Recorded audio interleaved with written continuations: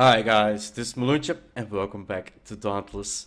It's been a while. I started actually doing the before and after the patch a couple weeks ago. I really liked it and really wanted to continue it, but my before editing not, but my before recordings got corrupted. I changed some settings, so hope it doesn't happen with this one. But yeah, and I also felt that some of the changes that was in these patch notes that I kind of, at the first point, just when I saw them, I was like, no, change them back. But then I thought, okay, they implemented these changes for a reason. Let's try to play with it a little bit. Now, after playing a little bit with them, I can honestly say, no, change them back. And the ones I'm talking about are the damage numbers. They kind of gave them a little bit different colors than they actually had and made them more vague, I guess, like dulled out colors, and it made them harder to see. So yeah, let's take a look at that. I'm starting with the Warpike simply for the main reason it has a lot of small numbers that pop up at the same time. And I'm gonna ask you guys right now, like, can you see the difference in the color scheme? Like, it used to be like semi-sorty green that you hit his body with, his HP pool, but now they show up a little bluish. And then, as you can see, the yellow and the red, yellow is still part damage, and then the red orangey that you can see in there, sometimes popping up is actually wound damage, but because they overlap with the yellow, and because it's actually orange now, it becomes way unclearer to see actual numbers.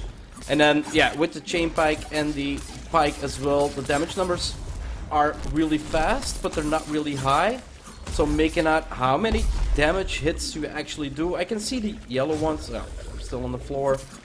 So I can see the yellow ones pop out, they're still pretty clear. But yeah, the regular health, I no longer properly can see. That was 260 there. I cannot see where my actual wound damage is with the pike, because that's now completely orange. Yeah, that was just with the pike.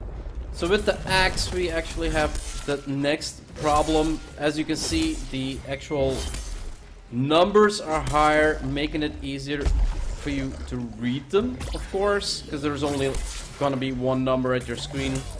But then if we go into the difference between the stagger damage and the actual health damage, that was, yeah, I'm trying to show you guys. Can I get it? A quick shot in.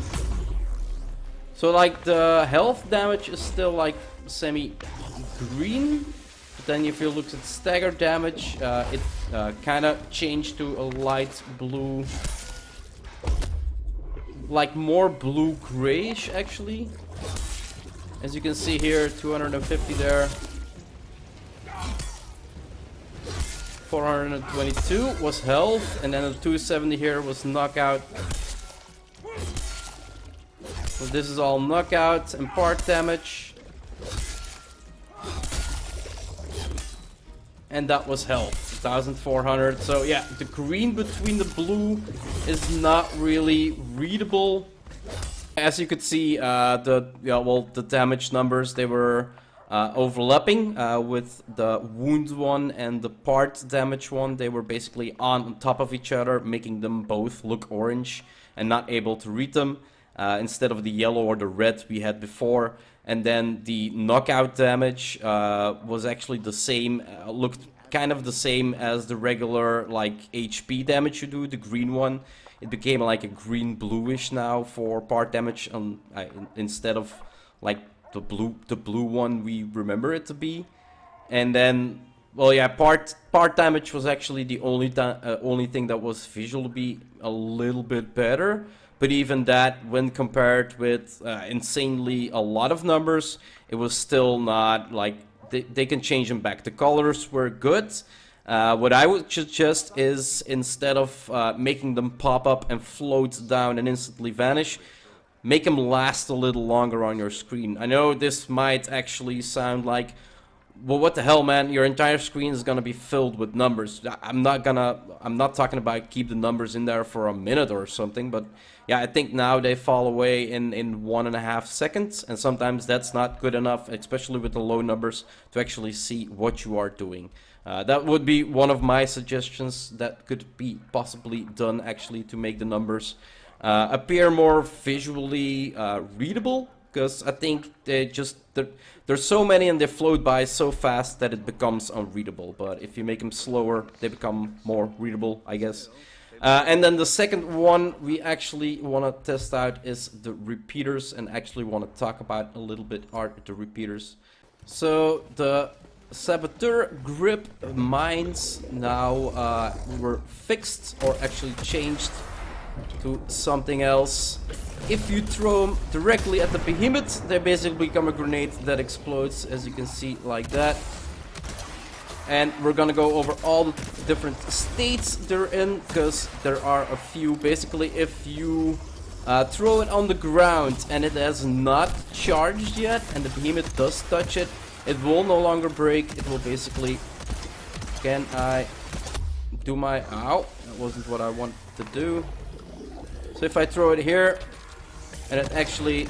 He touches it before it charges, as you can see, it actually did double the damage as you would use it as a grenade. But because it was not charged yet, it basically did not do the full amount of damage. And then the third option that you have, of course, is throwing the mine in the right location, making sure it arms, and then making him run over it. But still, the mines are, unless you're playing solo, they are mostly an uncertainty in my book. Every time I see people using mines, they're usually like, well, okay, oh, there we go, and a proper hit. So 1,500 and a bit, 1,600 and a bit damage that it did. They're not actually bad. Like, it's a really good change, making the mines actually viable. But I still believe that the group buff of 15% damage and speed will, in total, because it is a stable buff that you can always apply, in total will still do more damage than the mines can do, if they not always hit, of course. Now, the second thing I kind of wanted to talk about, and this is again color related, they also changed the empower state colors. People that have been watching and paying attention could have already seen it, that the colors up top now represent, like, again, a faded blue-green, and then a faded yellow.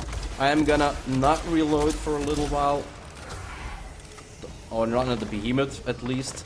So now you can see it's like a light blue and a yellow, right?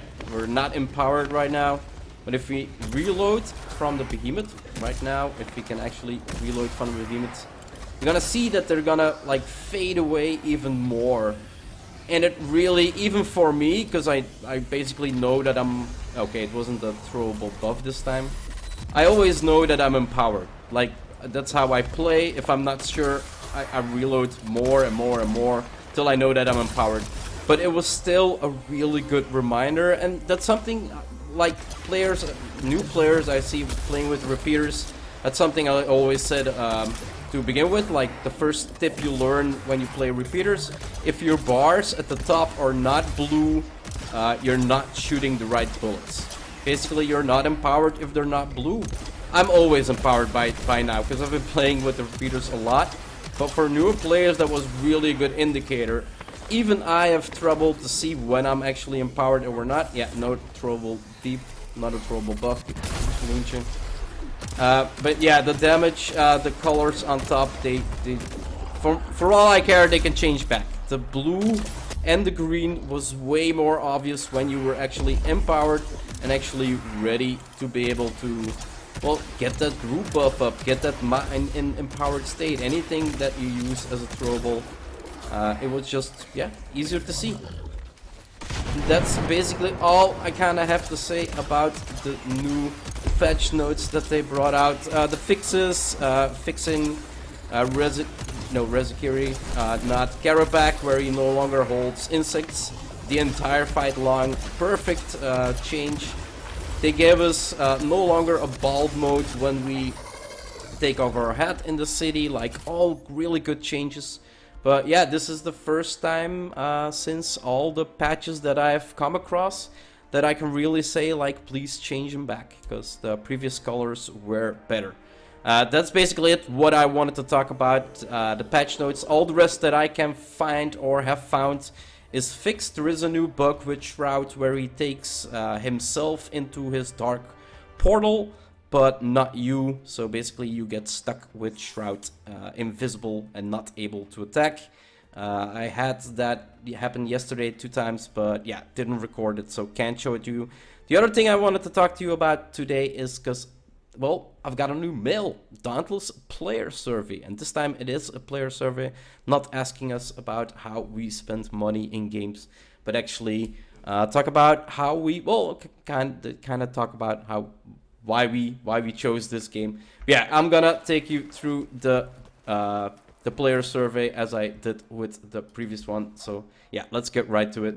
So Dauntless player survey, help us to get to. Oh, first off, I'm not even sure if I'm allowed to record this. So if I'm not, let me know, please. But yeah, I always give my thoughts about how I think about the game. So for most part, you already know what I'm gonna fill out, most likely. Help us get to know you better. In this 2 to 3 minute survey, we will ask you about yourself, Dauntless, and the way you play video games. What's your gender? Male. I think everybody can hear that. How old are you? I am, well, officially I moved to do this one a couple days back. What is your current employment status? Employed, full-time. What is highest level of education you have completed? Well, a technical school is where you learn to work with your hands, or is it just some high school then? I guess you could say I'll take in the middle, graduated high school. How did you first hear about Dauntless? Online ad, friend or acquaintance? Really? No, not a friend or acquaintance. Not sure, don't remember. YouTube videos, let's play, game reviews, conventions, PAX, TwitchCon, E3, Twitch, Mixer stream. Anders, it's in Belgium. It means any different reason. Not really sure. I think it was an online ad. Maybe through YouTube. Oh, I can't select multiple items. How should I?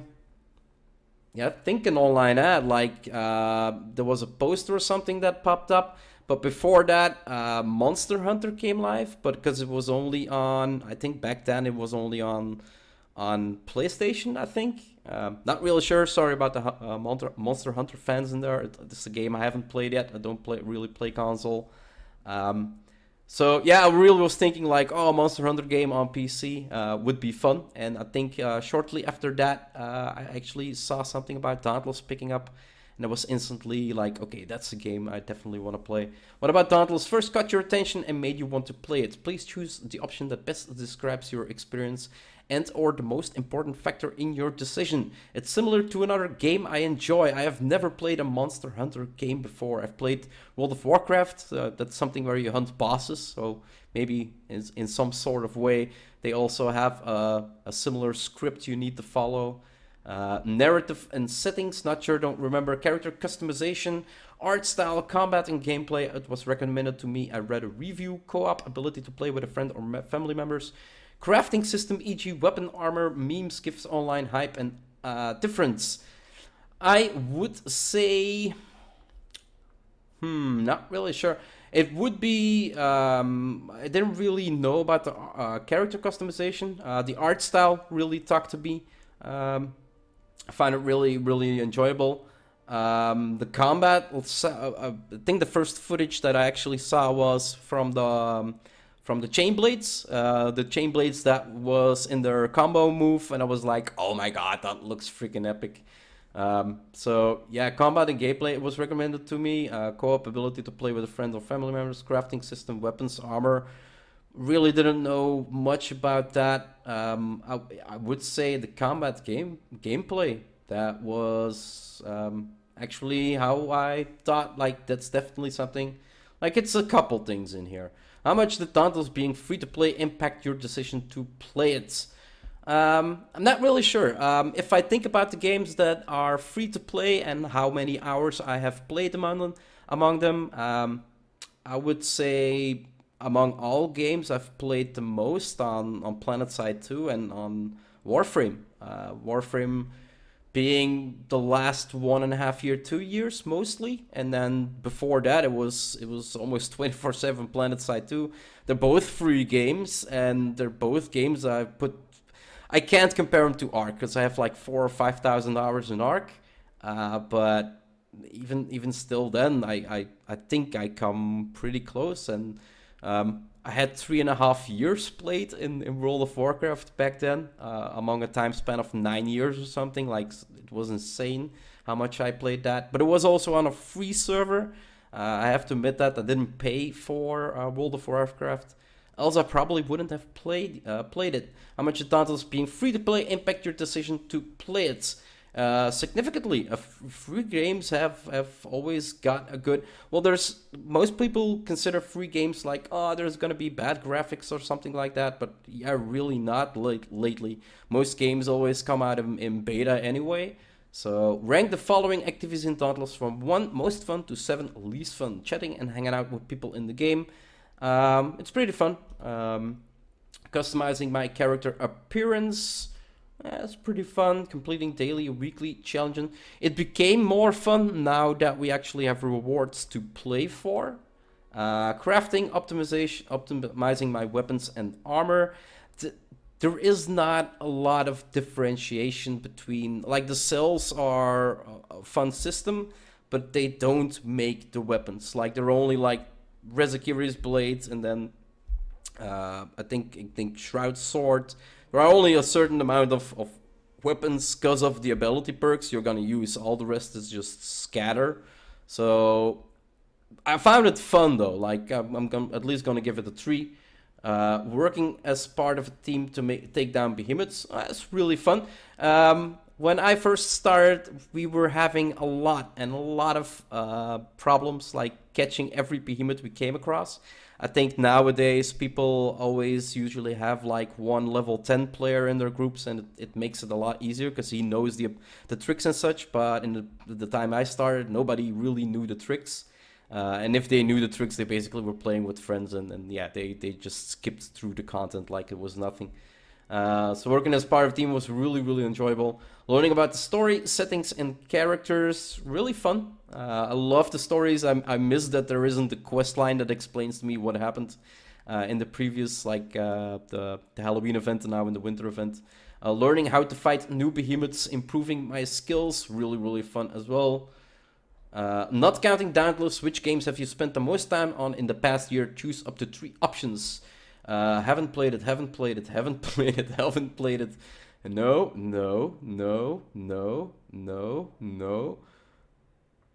If Minecraft is in here and I've spent like, let's say 50 hours among the Warframe. Okay, that's something. Overwatch, Path of Exiles, no. Legends, no. The Witcher, World of Warcraft, no. I would say Conan Exiles, especially because yeah, I was recording it.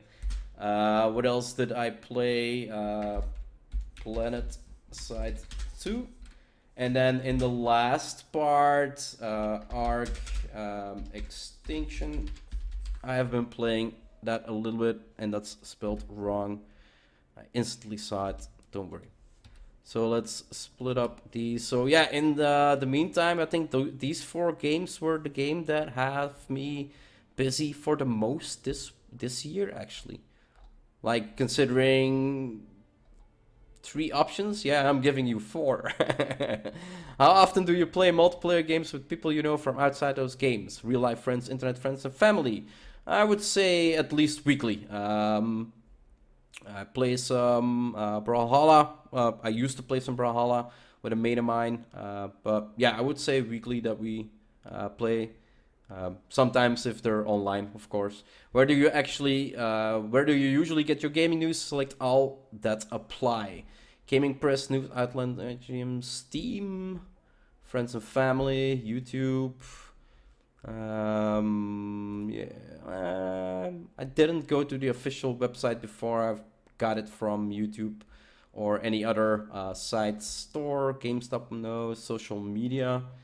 The only thing I'm at Facebook, and I'm not hardly even using that one anymore. I use Twitter now to just keep track of the Dauntless messages.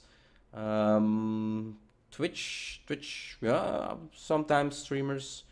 Our designers would love to hear from you. Are you interested in participating in phone interviews, focus groups, play testing, or other feedback initiatives? We'll contact you via email if you choose to participate. I'm gonna keep that one for myself. If you answered yes above, let us know where to best reach you and enter your current active email below. So yeah, I'm gonna take those for myself. But I do think that I'm actually gonna do it, but I'm gonna fill that up. But yeah, that's the actual survey that they sent me. Not really sure if I am allowed to take you through this one, as I was selected among 2 million players, it said. I wonder how many are selected. So yeah, those were my looks into the patch notes and my thoughts about, well, especially the color changes. Like, yeah, not really a fan of them.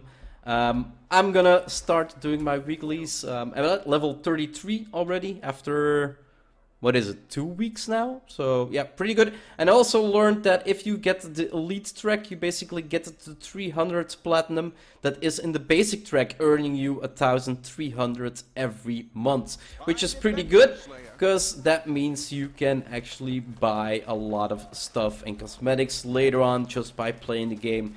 And you can actually, and that's the first thing I'm gonna do, you can actually activate this one for 500 and this one for 1,000 if you can gather it up.